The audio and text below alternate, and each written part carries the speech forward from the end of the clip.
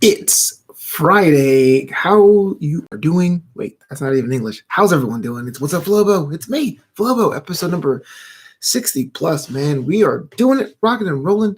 Everything is gravy on my end, trying to keep safe, trying to keep healthy. I was telling this to a friend of mine yesterday. I got a tickle in my throat, and I was like, oh no, is this it? I just think I'm dehydrated, but that's why I'm hydrating, working out today to make sure that we have everything in order to keep the immune system up and all that stuff. It's great. I figured today, much like the Friday before, and I think the Friday before that, I don't know if it should be a thing, but I'm thinking about doing more of like a fitness Friday type deal. Just telling you stories about me on the physical side or the health side, the mental health side, and whatnot, what have you. Let me know if you think it's a good idea in the comments below, because that's how I do. That's how I grow. Today, though, I want to talk to you about the first half marathon I ever did. That's what the first half marathon I ever did. But before I do that, I got to take a step back, right? So I decided way back in like 2013 that I was going to start running, right? And there's lots of reasons why. It's good for you. Cardio is important. But frankly, it's the cheapest form of exercise. I lived in an apartment complex that had a small gym, but it was so small that if someone else was in the gym, it was kind of awkward. So one day I decided to run, and my first run was about 200 feet. I ran from my house to the Baskin Robbins on the corner, and I bought ice cream. It was great. It's delicious. But over time, I got enough stamina to do my first 5K that March. And I won't forget this because it was Daylight Savings Day. One of the first time they did Daylight Savings in March, because usually when I was a kid, Daylight Savings was in the first week of April. I did a 5K. It was great. And the next challenge, you think, would have been a 10K or another 5K, but I decided to put my money where my mouth was to do a half marathon in Las Vegas that same year. So this was March, and I decided by December I was going to do 13.1 miles. I don't know what I was on, but I was inspired. I made a hype video about it. I was like, all right, this is it. I'm going to do it. And mind you, I was still like 280 pounds. Like the stress on the joints, knowing what I know now about like the body and all that, would not have been the smartest idea. But I went after it. I went out there and I trained daily, 3 hours each, 3 miles was in my daily training, but every once a week or twice a week, I would do 6 miles, I would do 8 miles, I would do 12 miles. And I finally thought by October or November of that year, I was in a good place to do this half marathon. And look, spoiler alert, I did it. But the adventure around the actual half marathon is something I'll never forget. So it was in Las Vegas. It was the Rock and Roll Las Vegas half marathon, where they closed down the strip and you run down the strip through downtown Las Vegas and back. And two things I realized. One, running on the strip is amazing. I would recommend it if you could. I did New Year's Eve on the strip, and that's fun too. But I of the two, I would say running down the strip is pretty cool because you felt like Elvis if you were the Cadillac. And two, North Las Vegas isn't really the most glamorous part of town. And the first time I did it, I guess that was one of the first years the organizers did it too. They weren't really savvy with putting on street lights or the temporary street lights. So once you got into like North Vegas, you were just like avoiding potholes and seeing long shadows or what have you. But I was nervous. It was cold. It was desert air. It was about 40 degrees at the start.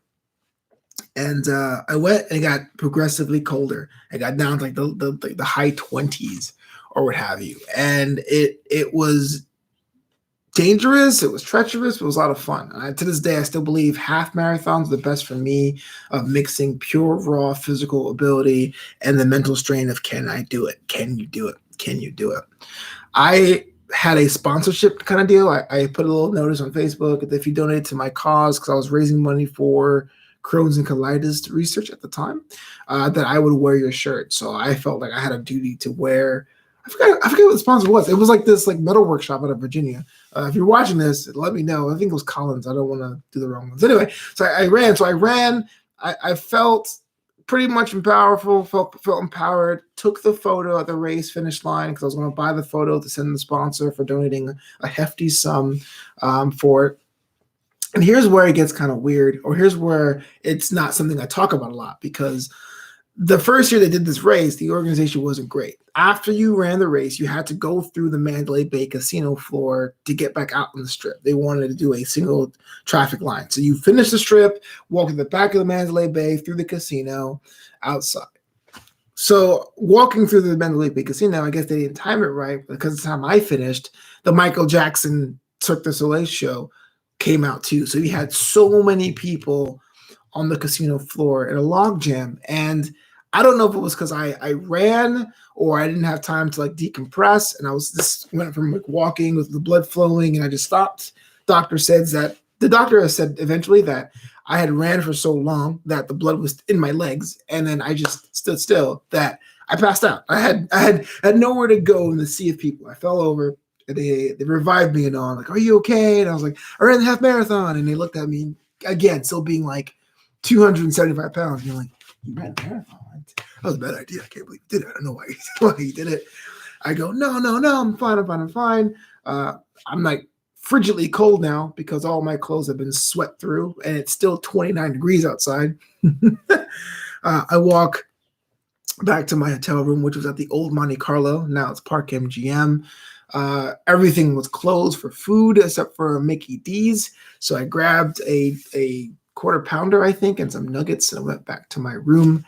And overnight, I am not sure if it was because of the passing out or the working out or the McDonald's, I had this most severe bout of food poisoning. Yeah, I went to bed at like 11. I got up at 1:30 a.m. the next day, and I was not good until about, I would say, like 18 hours or 36 hours after that.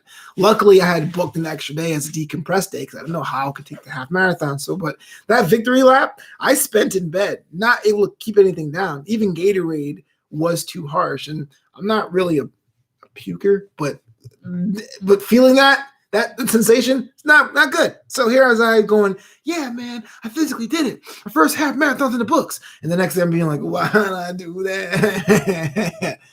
I remember the next day, which was like the Tuesday, I got up and like, I was like, I got to drive home. I don't know how I'm doing this. And I got like a big jug of water from the gas station and like I had like a egg white omelet and tried to gingerly make my way home back to LA. But the whole experience was like shell shocking for a bit. For a bit, I was like, man, maybe I shouldn't have done that. Maybe I shouldn't have pushed my body.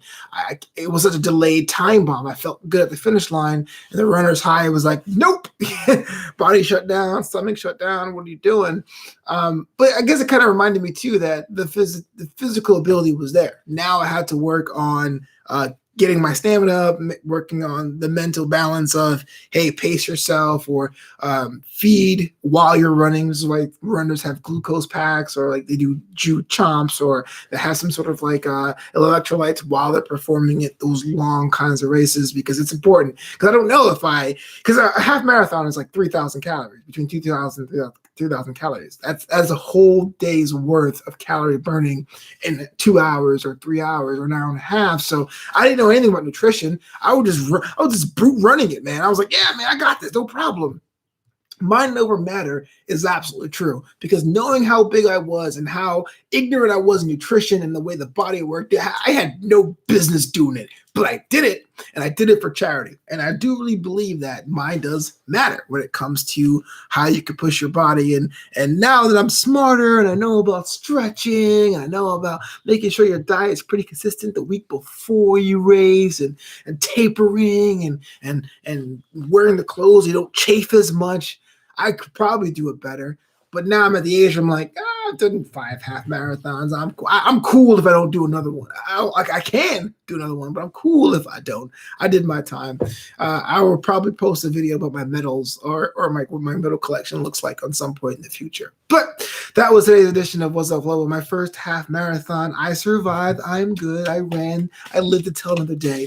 Let me know about your fitness experiences and goals in the comments below.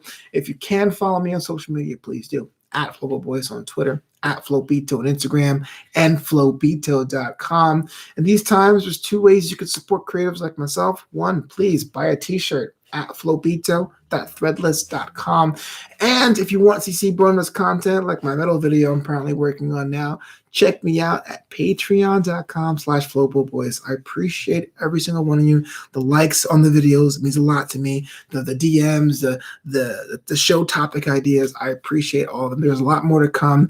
I got nowhere to go. I got nothing on my hands but time. So content's what I'm doing to keep myself sane, stay safe, stay healthy, and all that jazz. Be cool to yourself. Until next time, peace out.